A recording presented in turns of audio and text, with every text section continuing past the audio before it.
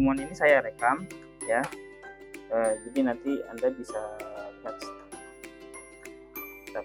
Dan ruang lingkup bahasan kita hari ini masih di gaya normal ya. Saya nggak mau terburu-buru banyak materi tapi nggak tersampaikan dengan baik. Nah, saya lebih baik pelan tapi dengan harapan materi yang saya kasih bisa sampai ke mahasiswa keseluruhan ya. Meskipun sedikit tapi oke, next kita masih di gaya normal ya.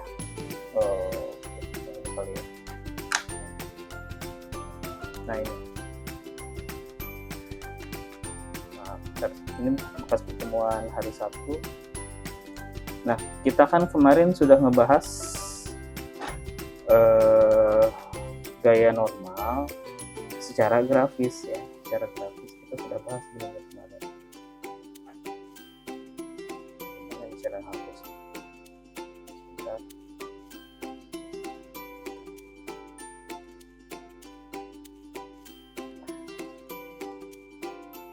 Ya bisa.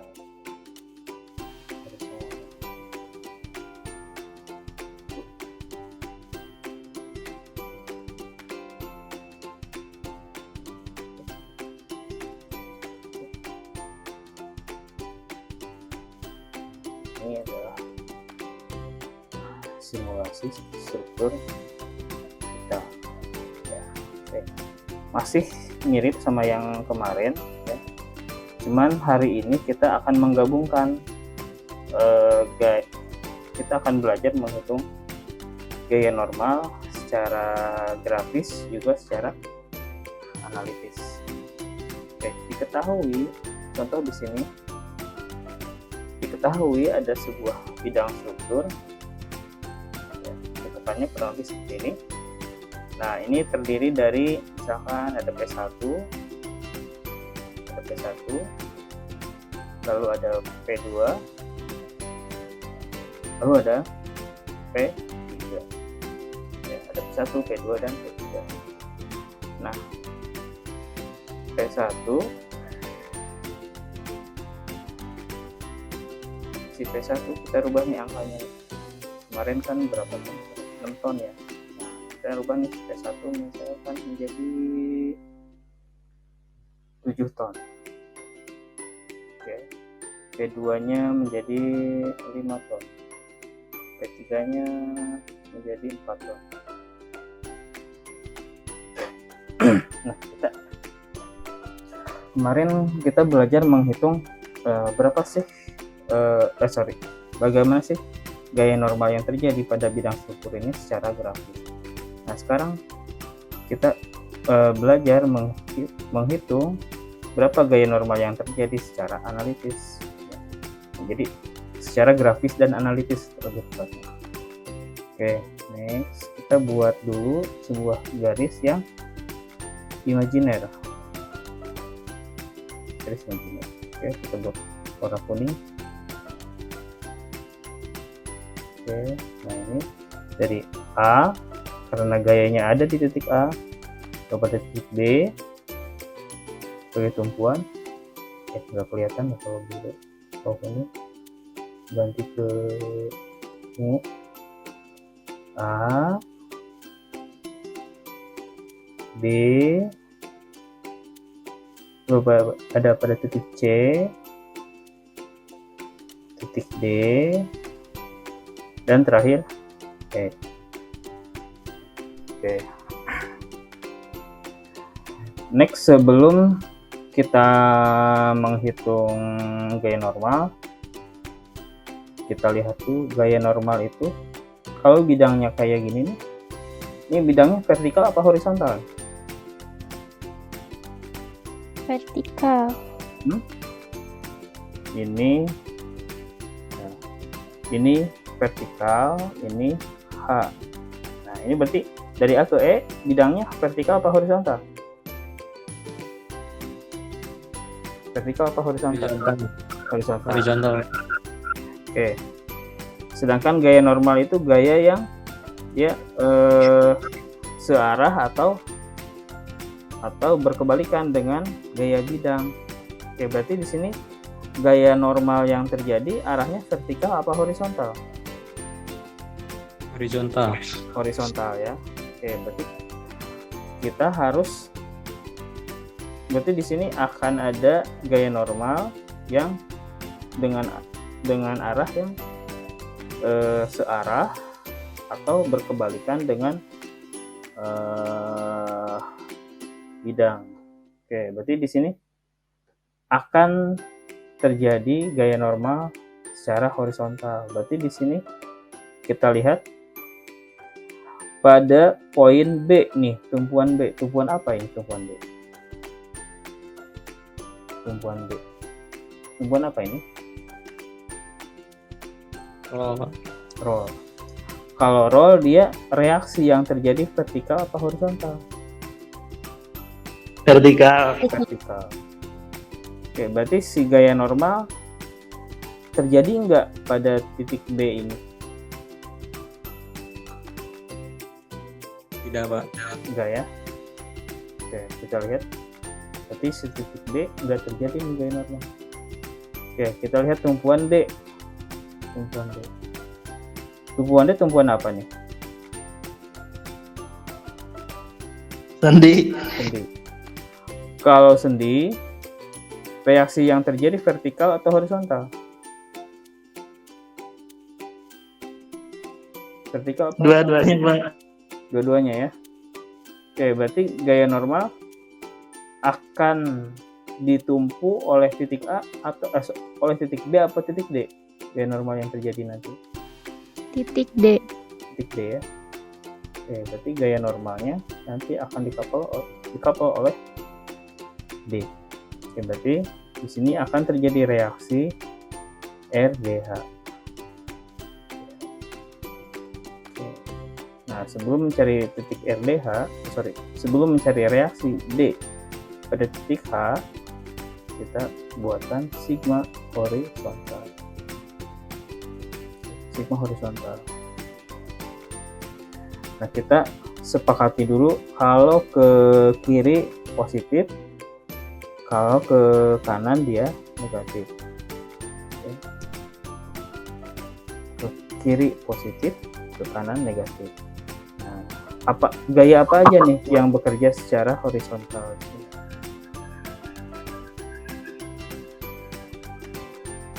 Ada P1 kali, kalau sudutnya kayak gini,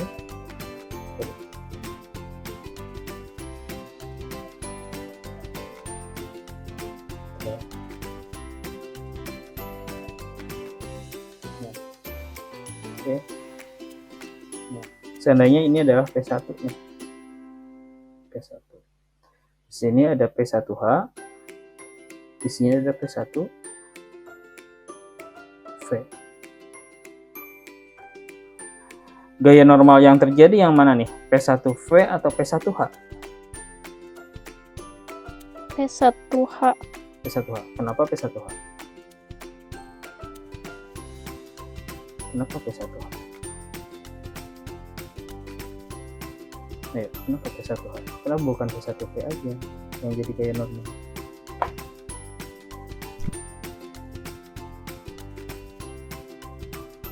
Kenapa?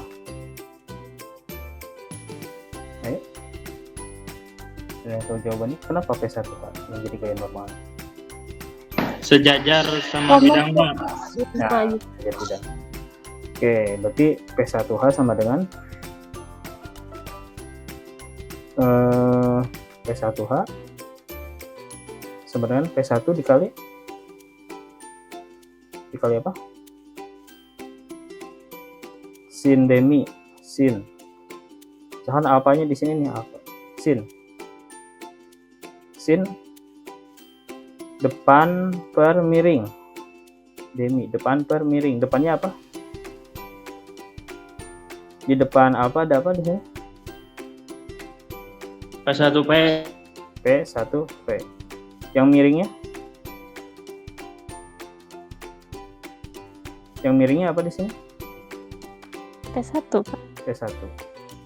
Oke, berarti P1V sama dengan P1 dikali apa? P1Pi. Kan yang kita tanyain itu P1V. Nah, berarti P1V dikali sin alfa. sin alfa. Oke, jadi sin nggak kepake nih kalau kita nyari P1H. Jadi kita cari menggunakan cos. Gimana ya? Sini aja ya. Itu ada berantakan. Berarti P1V nggak bisa nih kita pakai menjadi sin nggak bisa kita pakai menjadi rumus P1H. Seandainya berarti kita pakai cos alfa, samping dibagi miring. Nah, di samping alfa ada apa di sini? Ada apa di samping alfa? Ada apa? P1H. P1H. Samping dibagi miring. Miringnya P1.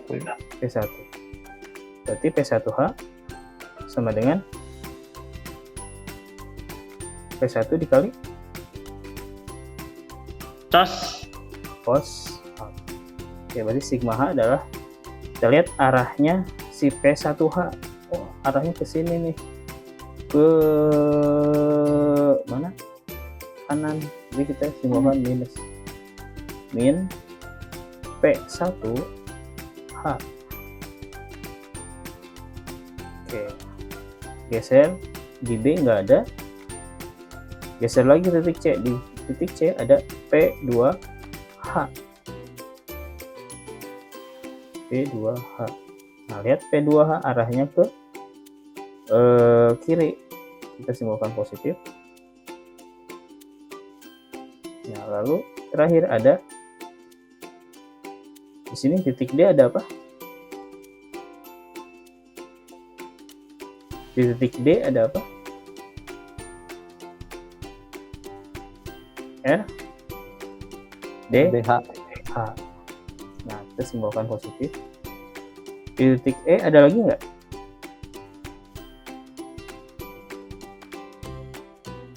Nggak ada. Nggak ada ya. Oke. Next. Min P1H berarti min P1 dikalikan dengan kosinus alfa ditambah P2H. P2H berarti berapa P2H? P2H berapa di sini?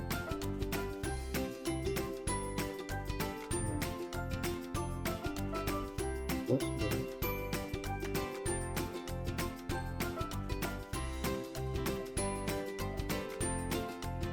sudutnya kayak gini. P2 nya 5 ton. Oke, ada clue apa lagi di sini? Oh, sudutnya alfa nih ternyata. Lalu ada clue di sini. Tangan alfa 3/4. Tan sama dengan depan dibagi tan. Tangan depan dibagi apa? Samping. Oke. Berarti di sini depannya berapa? Tangan 3/4. Berarti depannya 3. Sampingnya 4.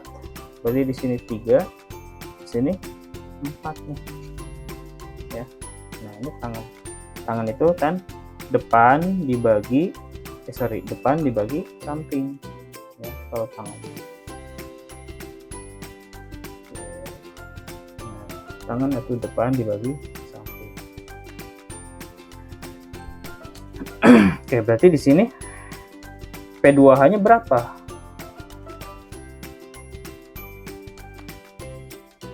P2H-nya berapa dong di sini jadinya? Berapa? Berapa P2H-nya? 4 ya, simpel. Oke. Plus R D H. Oke. Kita uraikan lagi. Min P1 berarti min 5 dikali dengan kosinus alfa. Alfanya di sini 45 derajat. P1H ternyata 7 ton nih. Bukan 6 ton. Jadi P1H-nya adalah 7 ton.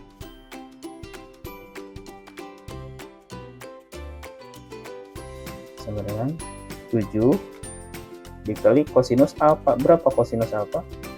Kosinus 45.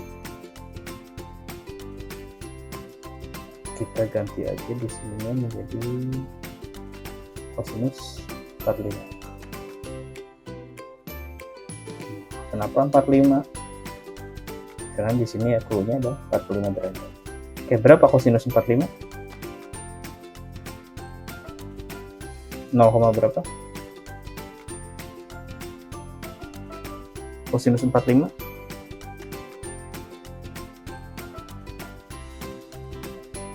Berapa? Kosinus 45. Haikal? Berapa kosinus 45 Haikal?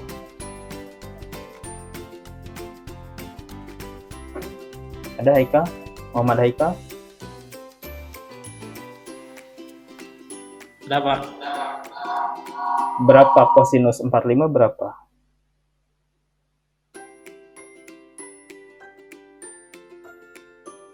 Nol koma 707. 707. Oke, ditambah 4. Nah, si RDV-nya kan udah bisa pindahkan ke sini kan? Min RDV. Oke. Sekarang min 7 dikali 0,7 berapa? Min 7 dikali 0,707 berapa hasilnya?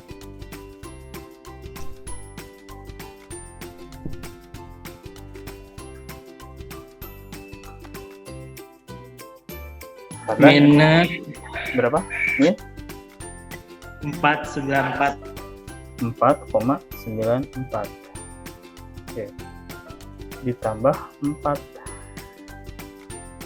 Berarti di sini hasilnya adalah min 0,94. Ya, RDV.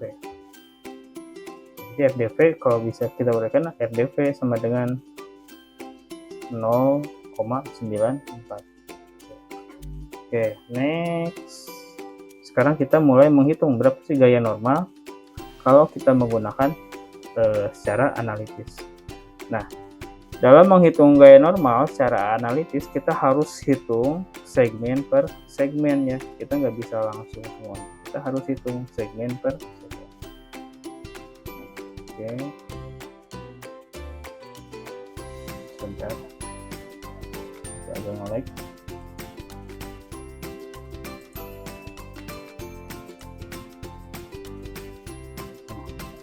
Nah, kita hitung segmen per segmen.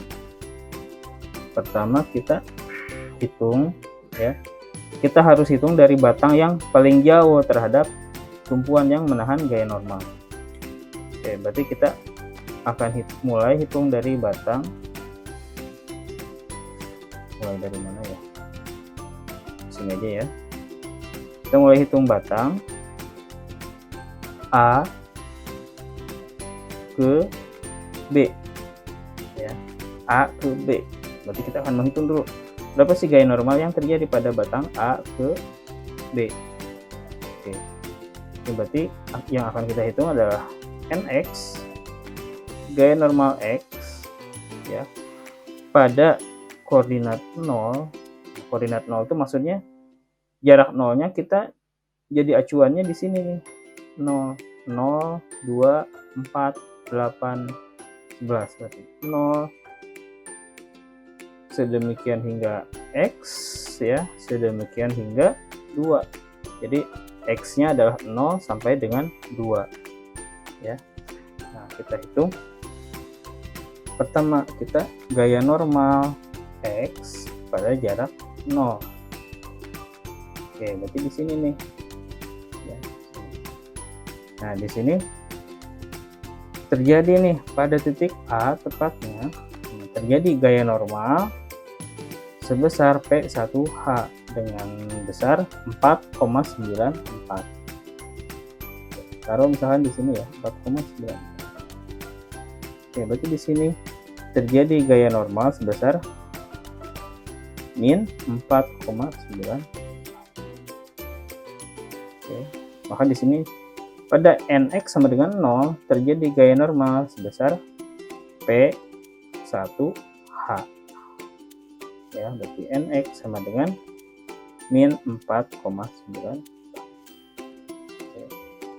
Next, kita geser lagi ke sini nih, ke titik B.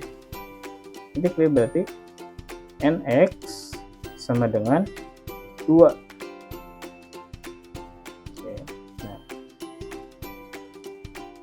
pada x sama dengan 2 atau tepatnya di sini ya, gaya normal yang ditimbulkan oleh P1H belum ada yang ganggu ya, belum ada yang ganggu karena ini areanya adalah A ke B, nggak ada apa-apa nih di sini, hanya ada P1H, maka besarannya adalah sama, P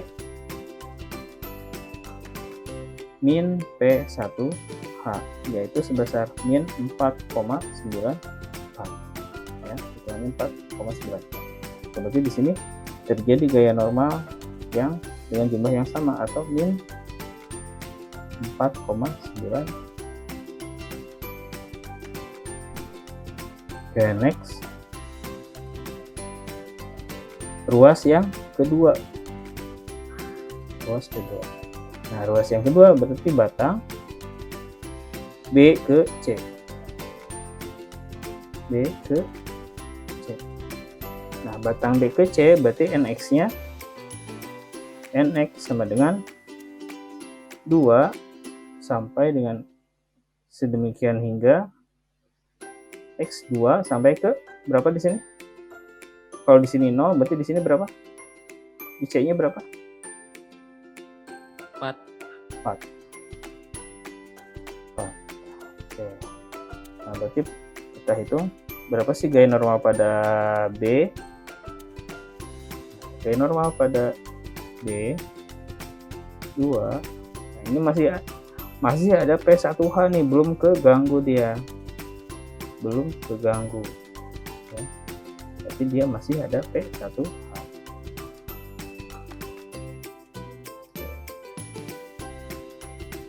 nx kemudian 2 nih, berarti kita masih ada min P1H sama dengan min 4,9. Geser ke titik C, berarti nx sama dengan 4. Nah, karena kita ruasnya adalah ruas ini ya, ruas ini ya, maka yang si P2H-nya belum kehitung ya, karena kita hanya baru menghitung ruas dari B ke C. Berarti kita masih ada nih P1H sama dengan min 4,9. Oke, next kita geser. Nah, berarti di sini pada ruas B ke C jumlahnya masih sama nih. Jumlahnya masih sama, masih min 4,94. Oke, next kita geser ke batang C menuju D. Oke, berarti nx-nya sama dengan, kalau di sini 0, 2, 4. Oke, berarti 4 kurang dari x kurang dari 4 dan x kurang dari berapa di sini? 8. Oke, kita hitung nx pada area 4 sama dengan, sudah ada P1H, masih ada. Oke, P1H. Nah, kenapa min P1? Karena tadi ya arahnya dia ke kanan. Lihat di sini, ini tanda panahnya ke kanan. Nah, ternyata pada ruas C ke D sudah ada P2. Ya, sudah ada P2. Maka di sini ditambah dengan P2H. Nah, P2H simbolnya positif. Kenapa positif simbolnya? Sinta ada? Ada Bapak. Oke. Si P1 nilainya negatif, tapi si P2 nilainya positif nih, P2H. Kenapa P2H bisa positif? Karena arahnya ke kiri. Arahnya ke Kiri. Nah, kita lihat di sini min P1H ada min 4,94. Nah, habis itu ditambah dengan berapa nilai P2H? Oh, ada 4 ya. Jadi hasilnya adalah 0,9 hasilnya P normal pada titik D normal yang terjadi adalah min 0,9. Nah, berarti ada perubahan di sini ya, ada dua ada perubahan di sini. Yang satu min 4,94, yang satu adalah min 0,94 karena pada ruas C ke D dia sudah dipengaruhi oleh P2H.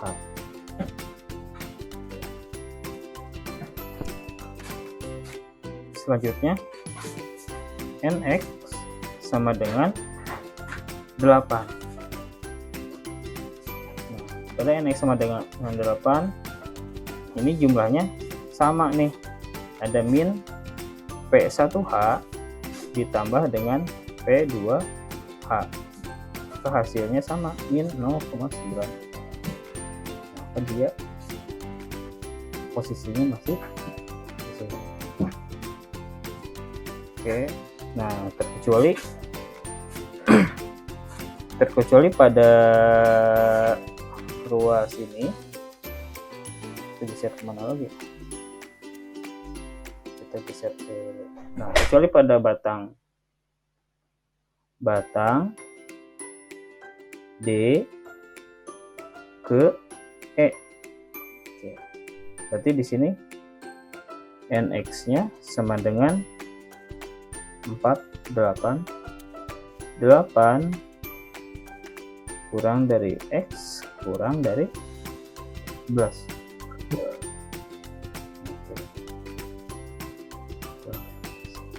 Berarti di sini gaya normal pada X sama dengan 8. Oke, di sini D ke E. Oke, di sini ada gaya baru nih di sini. Ya, ada gaya baru di sini. Oke, berarti di sini akan ada yang namanya P1H plus P2H plus RDH. Ya, plus RDH. Kali ini saya hapus.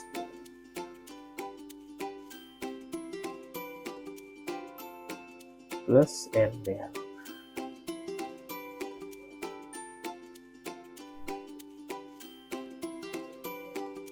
Plus RDH. Plus RDH. Oke. Nah, berarti di sini angkanya berubah ya. Oke, yang tadinya min, yang tadinya 0,94 harus berubah menjadi 0. Jadi di sini akan ada P1H atau min 4,94 ditambah 4. Oke. Ditambah lagi RDH. RDH-nya adalah 0,94. Maka hasilnya adalah 0. Ya, maka pada titik D di sini bergeser nih, yang tadinya min 0,94 berubah menjadi 0. Nah, ini pada titik D. Oke. Lalu pada NX sama dengan 11.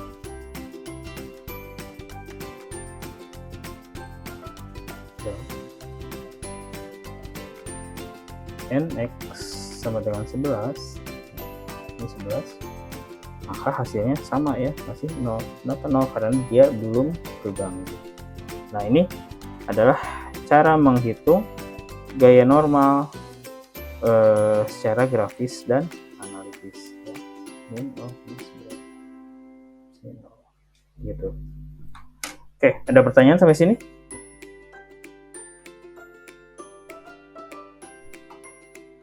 Ada pertanyaan?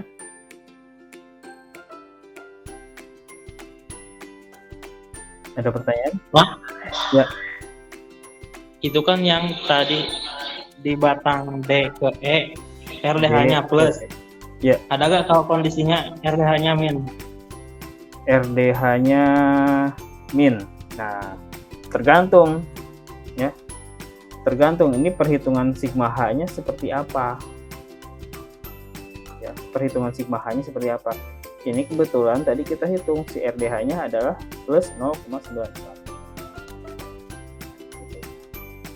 Ya. Nah, ini kebetulan gayanya nabrak nih. Ini ke kiri, ini ke kanan, makanya dia langsung turun sehingga si RDH-nya berubah. Tapi seandainya si gayanya itu si P2-nya gayanya ke sini ya, miring atau enggak miring, dia bukannya berkurang tapi akan bertambah nih ke sini nih. Tetapi pada titik D tetap dia akan kembali ke nilai 0. Gitu. Oke, ada lagi? Ada lagi pertanyaan?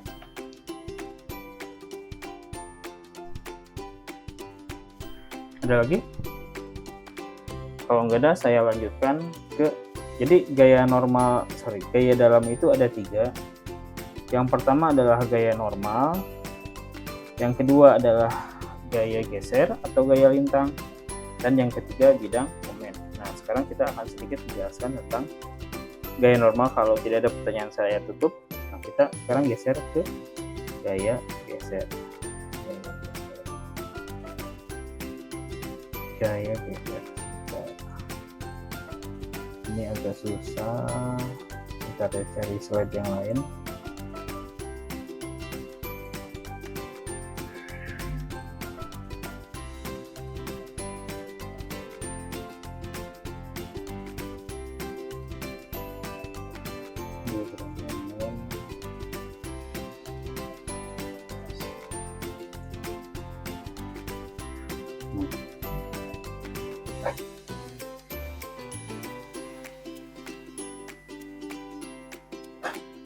Stop.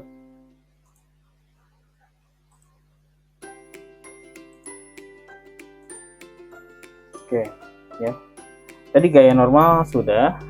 Ya. Sekarang kita akan geser ke gaya dalam yang lain. Itu ada 2 sebetulnya, ada bidang momen, ada gaya geser. Ya. Jadi ada 2. Mungkin, tapi kita sebaiknya satu-satu dulu. Kita satu-satu dulu. Supaya di sini ada sedikit perbedaan. Ya. Kalau tadi gaya normal itu gaya yang garis kerjanya searah bidang, ya, itu adalah gaya normal. Tetapi kalau gaya geser ini adalah gaya yang tegak lurus dengan bidang, ya, gaya yang tegak lurus dengan bidang. Nah, simbolnya sama nih, hanya berupa kotak-kotak. Tapi di sini ada beberapa ketentuan. Gaya geser akan bernilai positif jika searah dengan jarum jam dan bernilai negatif apabila berlawanan dengan jarum jam. Mirip dengan aksi reaksi ya. Dia kalau searah jarum jam positif, tapi kalau berlawanan dia negatif. Oke. Nah, contohnya adalah gambar seperti ini nih. Kita lihat P arahnya ke bawah nih, arahnya ke bawah. Oke. Kita lihat pada titik A,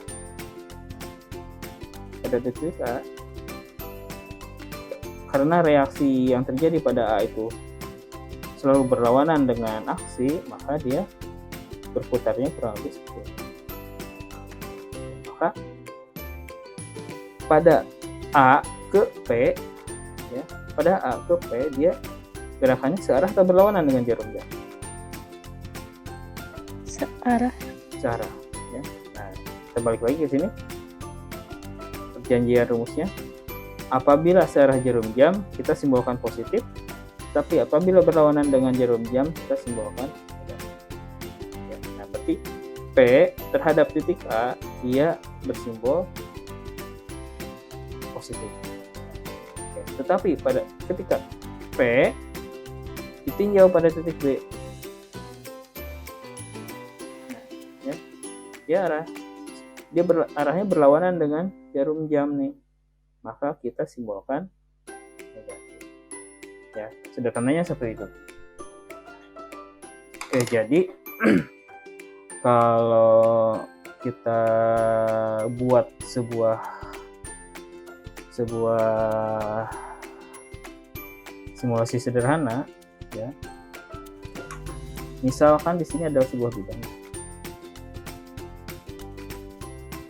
Oke, misalkan di sini ada sebuah bidang. A sendi, B roll. Ini ambilnya roll. Oke. Misalkan di sini ada gaya miring nih, gaya miring. Nah, berarti di sini kita untuk membuat sebuah diagramnya,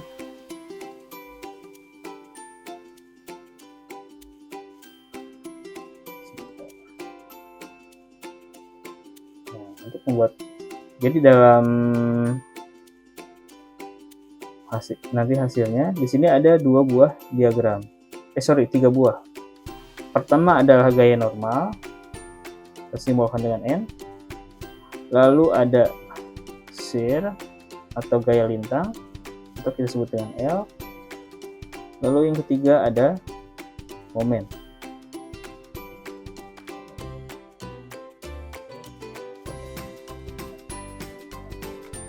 Kita lihat di sini. Di sini ada P nih. Ini ada alfa. Seandainya di sini kita buat garis kerjanya ada di sini. Oke. Kita lihat gaya normal yang terjadi dulu nih, gaya normal. Berarti di sini gaya normalnya dia ke kiri ke kanan. Kiri. Kiri. Kalau ke kiri simbolnya positif negatif kalau ke kiri. Saya lupa. Positif, Pak. Positif. Nah, tadi mana perjanjian rumusnya ya? Perjanjian positif negatifnya hilang ya. Perjanjian positif negatifnya.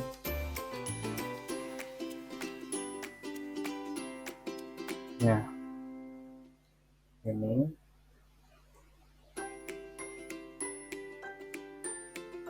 copy.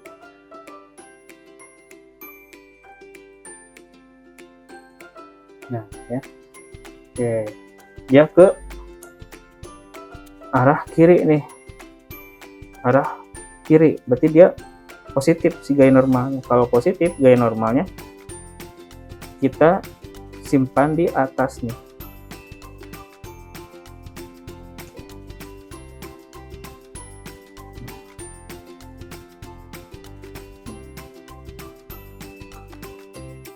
Oke.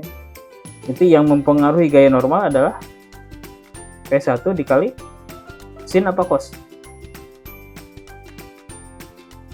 Kalau horizontal sin apa cos?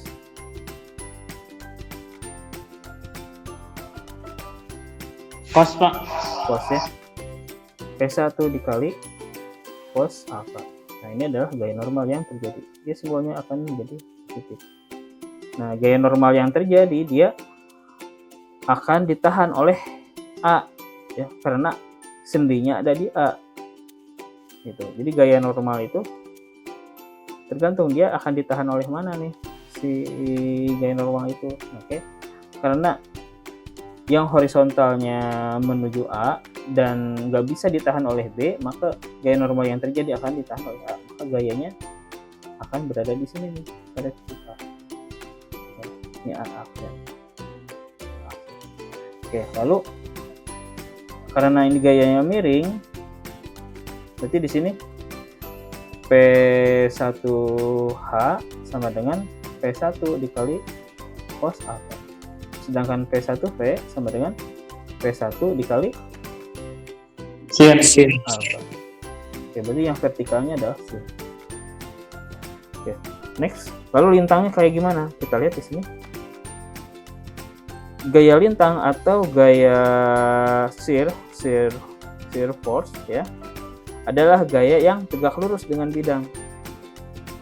Yang tegak lurus di sini adalah P1H atau P1V. P1V. P1V. Oke, berarti gaya lintangnya akan diakibatkan oleh P1V. Kita buat diagram lagi di sini nih, P1V. Oke. Kita lihat, oh si P1V arahnya ke bawah. Kalau ditinjau pada titik A, dia akan searah atau berlawanan dengan jarum jam? Searah. Oke, berarti ditinjau pada titik A, dengan gaya normalnya. Nah, ditinjau pada titik A, si gaya lintangnya akan seperti ini.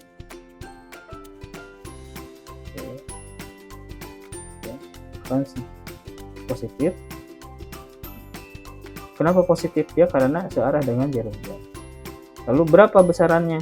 Besarannya adalah P1 dikali sin alpha. Sementara pada titik ini sama, hasilnya adalah P1 dikali sin alpha. Nah, sementara si P1 kalau ditinjau pada titik B, dia akan berlawanan dengan jarum jam. Kalau berlawanan dengan jarum jam, kita simbolkan negatif. Oke, negatif. Nah, negatif berapa? Ya, negatifnya adalah negatif P1 dikali sin alpha, dan ini juga sama, P1 dikali sin alpha. Gitu. Nah,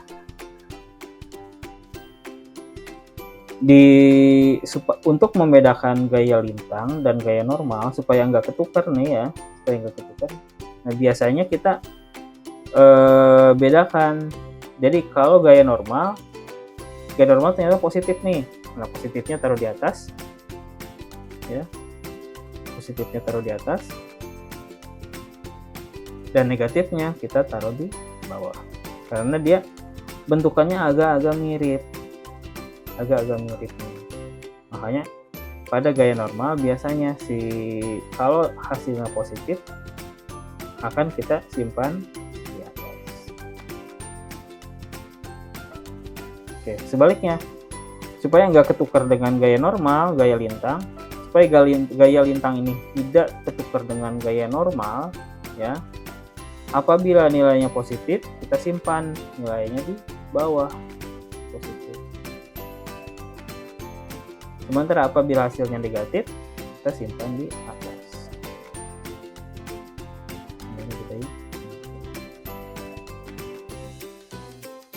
Nah, ini adalah dasar-dasar menghitung gaya lintang. Oke, ada pertanyaan sampai sini? Ada pertanyaan? Ada pertanyaan? Gak ada, Pak. Nah, next, ini adalah dasar gaya lintang dan gaya normal. Lalu yang terakhir ada yang namanya momen. Ya. Momen. Ya. Atau bending momen diagram. Ya. Seperti kita tahu bahwa momen adalah momen sama dengan gaya kali jarak. Momen momen sama dengan gaya dikalikan dengan jarak. Gaya dikalikan jarak. Kalau Anda ketemu dengan satuannya kilogram meter, kilogram milimeter, ton meter, berarti itu adalah satuan dari momen, bukan gaya. Cara penggambarannya sedikit berbeda nih. Ya, saya grafis dulu biar lebih mudah dipahami. Ya, nah dia kayak gini nih. Ya. Jadi momen adalah hasil kali gaya antara gaya dengan jarak. Ya, dengan jarak garis lurus terhadap garis kerja gaya. Momen adalah hasil bla bla bla bla bla. Bidang momen diberi tanda positif. Ya. Bidang momen diberi tanda positif jika bagian bawah mengalami tarikan. Lalu momen diberi tanda negatif bila bagian atas mengalami tarikan. Nah, bidang momen positif di akhir tegak lurus sumbu batang yang mengalami momen. Sementara rumusnya adalah MC sama dengan RA dikalikan dengan L atau setengah L. Oke, kita coba di sini. Nah, kalau kita simulasikan, seandainya di sini nilainya, kita simulasi sederhana dulu. Oke, di sini ada titik A, di sini ada titik B. A, ini B. Lalu di sini ada P. Oke, berarti di sini ada setengah L. Di sini adalah setengah L. Nah, berarti RA akan sama, kalau bentukannya seperti ini, RA akan sama dengan RB. Kenapa? Karena si P-nya tepat berada di tengah-tengah L. Maka RA akan sama dengan RB. Sedangkan RA sama dengan P dikalikan dengan setengah L. Ya. Oke. Tadi udah kita buka di sini bahwa MC sama dengan RA dikalikan dengan L1. Ya. Itu bisa di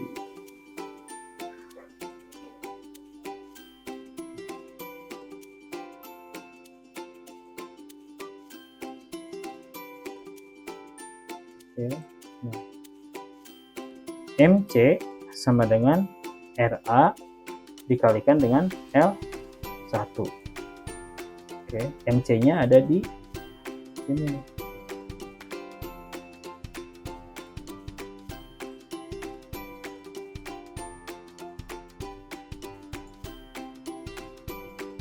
Nah, berarti berapa sih momen yang terjadi pada titik C? Ya, adalah reaksi yang terjadi di titik A, ya, dikalikan dengan L. Oke, berarti kalau case-nya seperti ini, ya, berapa sih MC?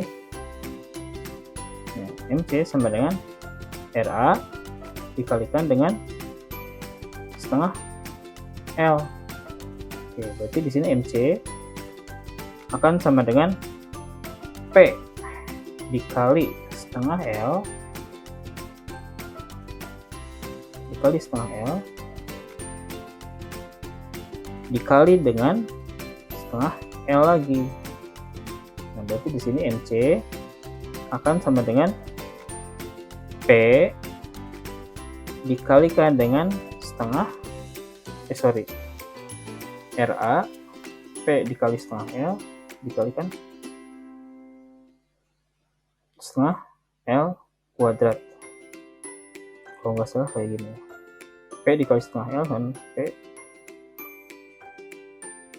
Oh iya benar. Jadi di sini ada MC sama dengan P dikali setengah L kuadrat. Nah, setengah L kuadrat posisinya akan berada di sini. Nah, ini adalah M atau diagram momen. Nah, karena dia tarikannya ada di bawah, maka kita simbolkan dia positif.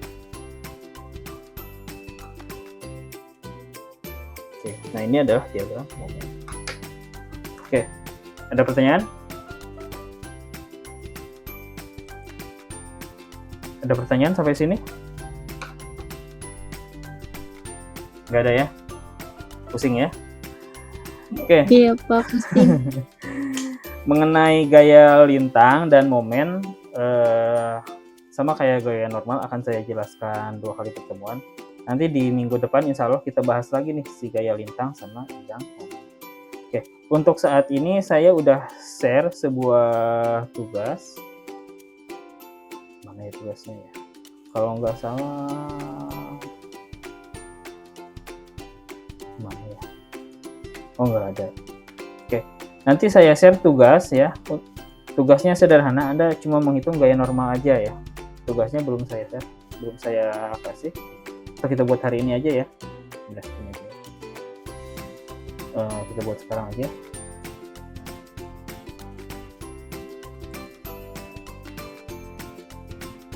Jadi kalau mekanika teknik atau mata kuliah yang ke teknik kan kalau nggak ada tugas, Anda menyerapnya akan susah. Nanti hasilnya adalah ketika pas UTS UAS tambah susah. Apalagi nanti ketemu mata kuliah lain yang masih berhubungan sama mekanika teknik, pasti sangat kesulitan.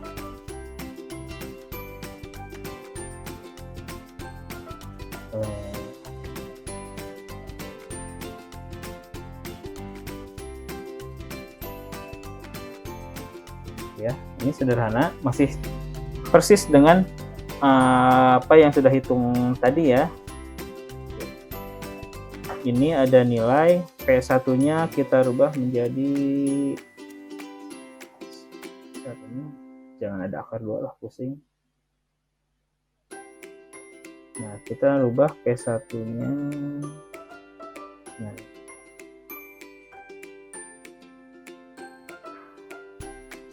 si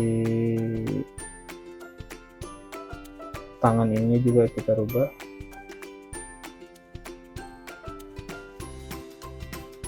Oke. Nah,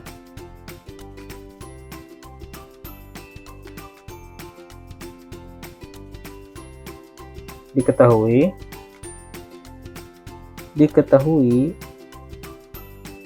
ya, P1 sama dengan mau berapa ton? 9 ton aja ya. 9 ton dengan alpha 1. Ini alpha 1. Ini alpha 2. P1 9 ton dengan alpha 1 sama dengan 30 derajat. Oke, lalu ada P2 dengan jumlahnya 5 ton, masih 5 ton, dan alpha 2, ini alpha 1, alpha 2 sama dengan 15 derajat. Oke. Ditanyakan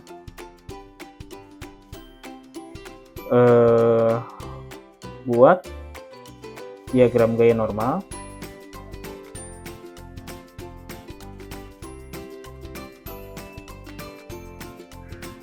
Buat diagram gaya normal.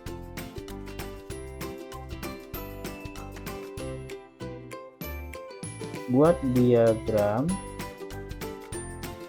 gaya normal. Ini berarti secara grafis ya. Oke, dan hitung gaya normal secara analitis. Hitung gaya normal secara analitis.